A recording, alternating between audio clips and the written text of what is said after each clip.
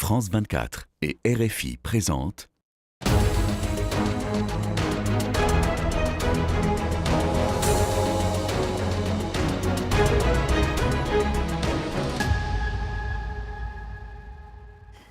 Bonjour à tous, merci de nous rejoindre pour Ici l'Europe sur France 24 et RFI. Alors nous sommes aujourd'hui à Rome, en Italie, pour y rencontrer le ministre des Affaires étrangères, Antonio Tajani. Bonjour. Bonjour à vous tous. Mais nous sommes aussi au Palazzo Chigi, qui est le siège de la présidence du Conseil, parce que vous êtes vice-président du Conseil. Giorgia Meloni, la présidente du gouvernement italien, appartient au parti Frères d'Italie, qui est classé plus à droite que le vôtre, qui est la droite traditionnelle. On se souvient, hein, Forza Italia. Le centre, le centre droit, vous dites, et dont vous êtes le secrétaire.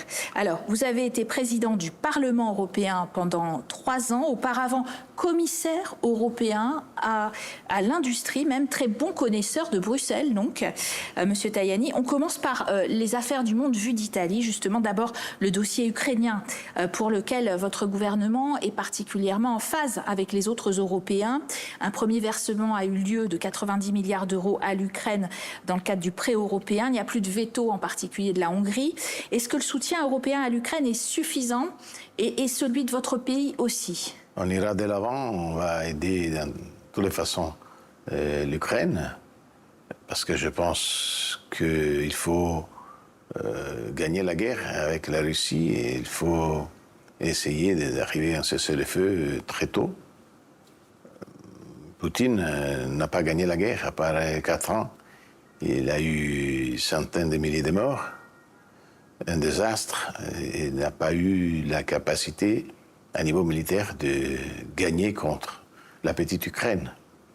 Et alors nous disons, il faut trouver la façon d'un accord, cessez-le-feu, la paix, et aussi l'Europe doit être protagoniste de cette situation.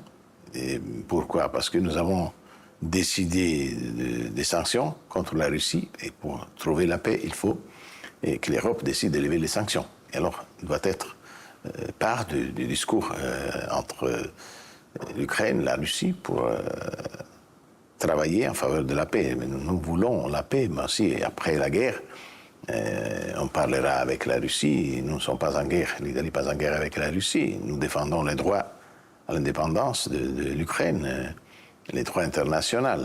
Il faut soutenir l'Ukraine aussi en tant que candidat un membre de l'Union européenne. Il faut du temps, bien sûr, mais il faut l'aider. Il faudra résoudre les problèmes de corruption. Mais vous êtes favorable à une adhésion pleine et entière, parce qu'on entend quand même des voix un peu dissonantes. L'autre vice-président du Conseil des ministres, Matteo Salvini, qui est proche de Marine Le Pen, et dit qu'il est contre lui une participation de troupes italiennes à une coalition des volontaires, qu'il est contre d'ailleurs un réarmement de l'Europe. Est-ce que tous les partenaires de cette coalition tripartite veulent cette adhésion aussi pleine et entière et ce soutien fort à l'Ukraine ? La position officielle du gouvernement est en faveur de l'adhésion à l'Union européenne. Mais pour le gouvernement, il faut d'abord aider les Balkans, parce qu'ils sont déjà en liste d'attente depuis longtemps. Il faut accélérer, je pense, au Monténégro et à l'Albanie. Il faut aller de l'avant avec les Balkans et après avec l'Ukraine. Antonio Tajani, chef de la diplomatie italienne. Regardons maintenant quelques nouvelles de l'Union européenne. C'est l'Europe en bref, signé Isabelle Romero.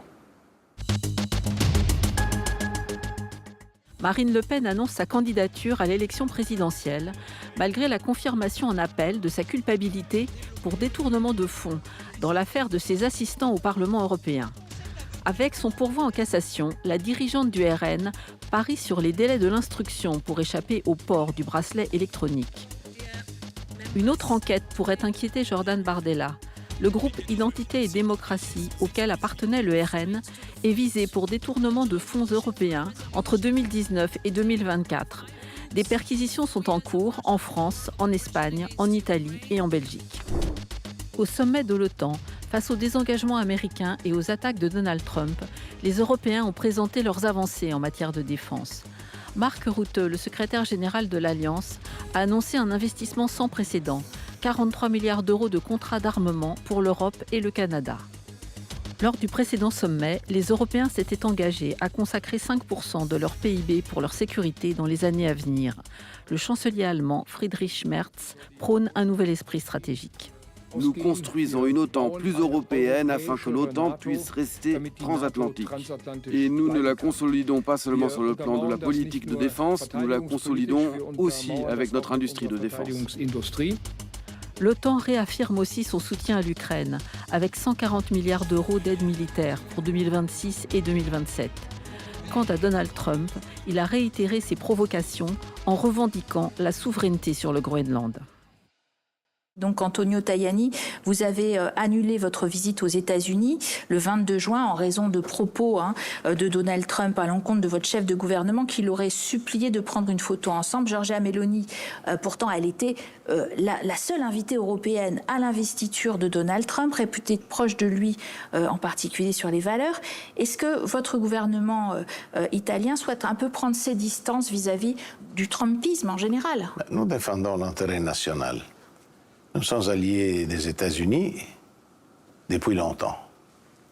Les relations transatlantiques sont cruciales. Si on est amis, il faut toujours dire la vérité.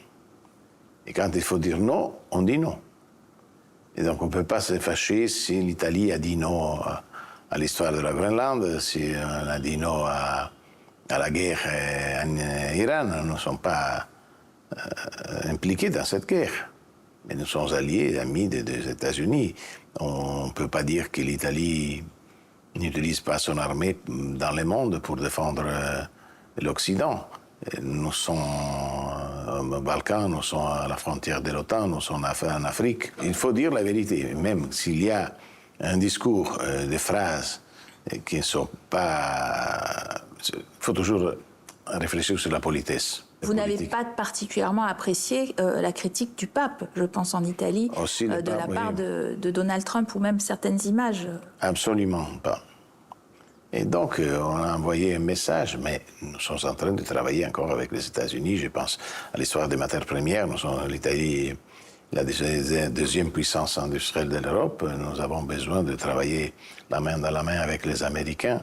Nous avons besoin des États-Unis, mais aussi les États-Unis ont besoin de l'Italie et de l'Europe. Mais alors, dans le conflit avec l'Iran, le secrétaire général de l'OTAN, Mark Rutte, a cru bon de dire que 500 avions américains ont décollé des bases américaines situées en Italie. C'est un soutien massif, je cite, alors que votre gouvernement, au contraire, a parlé d'un soutien des plus restreints. C'est un quoi qui s'est trompé? C'est une grande faute, ce n'est pas la vérité. Quand on parle sur certains sujets, il faut réfléchir d'abord. Nous avons autorisé les États-Unis à utiliser les aéroports militaires seulement sur les choses qui sont dans les traités, pour des questions techniques, mais jamais pour aller bombarder l'Iran. Donc c'est faux ce qu'il a dit M. Rutte, ça me déplaît beaucoup. Mais je le dis aussi au ministre des Affaires étrangères de l'Iran, Arashki. D'ailleurs, les relations entre la France et l'Italie se sont beaucoup réchauffées depuis un sommet donc franco-italien à Antibes. Vous voulez ensemble mettre en place une coalition multinationale à la fin du mandat de la FINUL, la force intérimaire des Nations Unies au Liban. Cela va se faire dans les conditions actuelles des tensions que vous voyez au Moyen-Orient. Nous voulons le faire.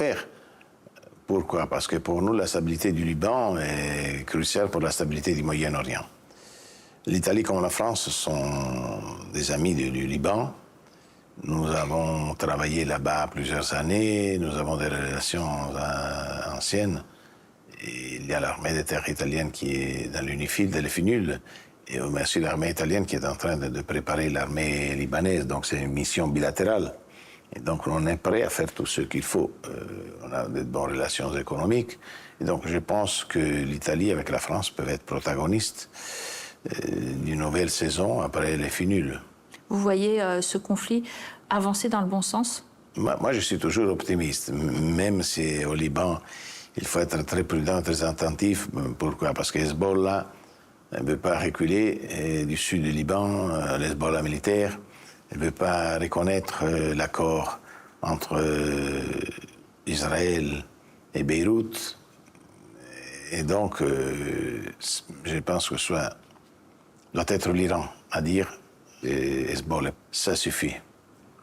Plus des attaques contre Israël. Et comme ça, Israël ne pourra plus dire nous entrons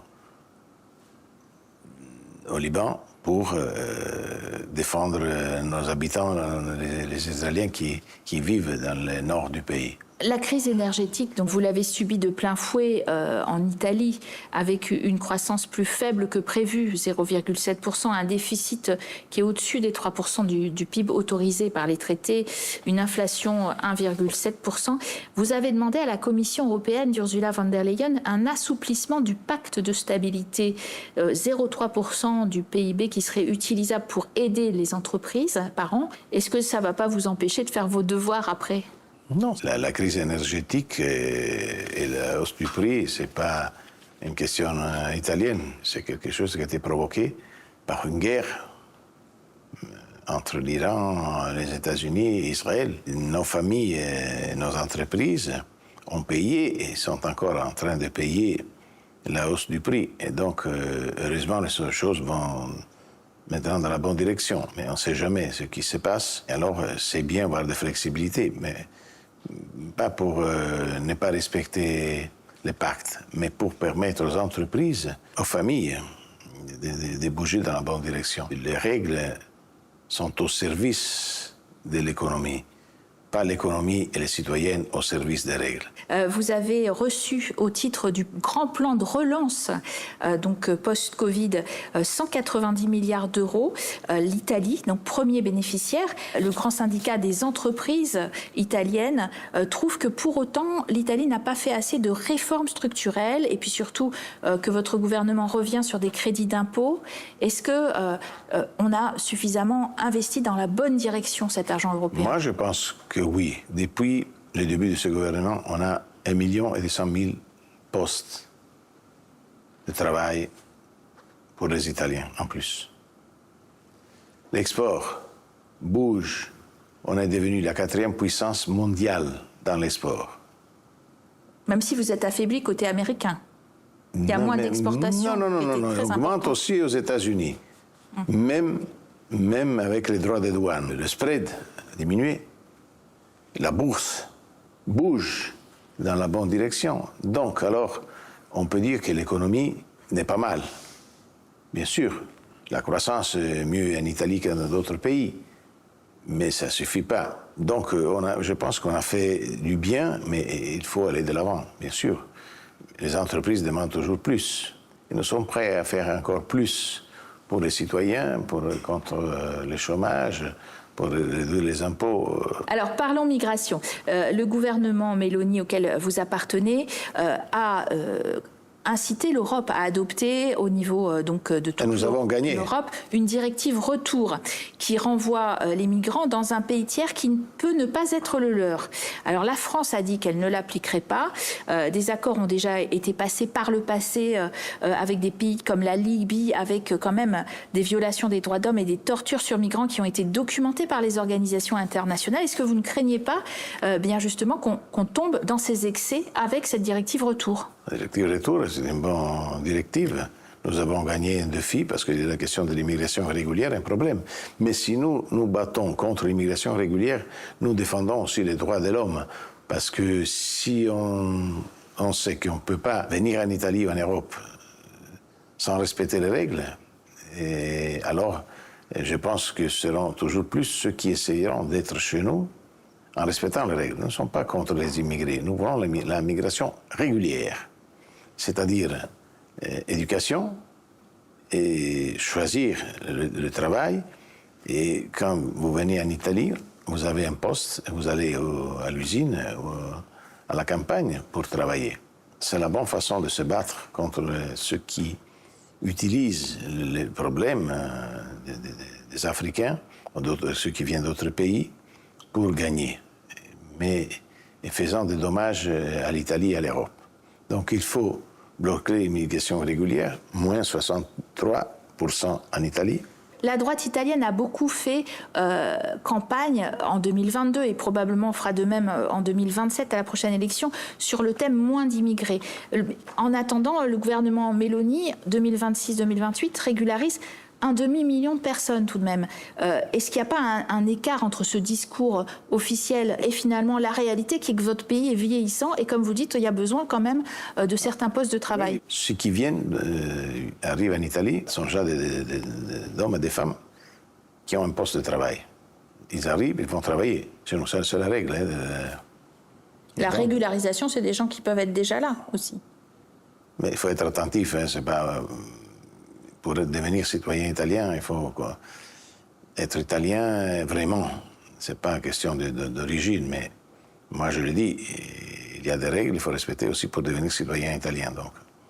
Alors, en mars dernier, votre gouvernement, le gouvernement Meloni, a proposé par référendum une grande réforme de la justice qui a été rejetée par les citoyens à 54% et a accusé cette réforme par certains de chercher à museler politiquement les magistrats.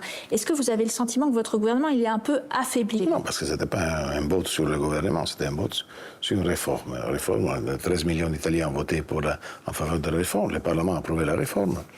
Mais comme il y a le référendum, nous respectons la volonté des citoyens. Il faut être attentif sur la question de la justice. Il faut la réformer, il faut aller de l'avant. Mais on peut la changer, on peut changer les choses aussi avec pas des réformes constitutionnelles, mais avec des lois. Donc. Oui, parce que votre prochaine réforme, c'est une grande réforme des élections législatives. Celui qui arrive en premier remporte davantage de sièges et de puissance. La loi électorale sera une loi plutôt proportionnelle, mais avec des accords de coalition. Et avec une première majorité, je pense que la stabilité est cruciale pour un pays industriel. Les entreprises doivent savoir qu'est-ce qu'ils peuvent faire. Et heureusement, en Italie, les gouvernements les plus stables sont des gouvernements de centre-droit. La coalition de gauche est une coalition électorale. La nôtre est une coalition historique. Depuis 1994, on est aujourd'hui, même si nous avons des idées différentes, nous sommes des partis différents. Merci en tout cas, Antonio Tajani. Merci à vous de nous avoir suivis pour Ici l'Europe sur France 24, RFI. À très bientôt à vous.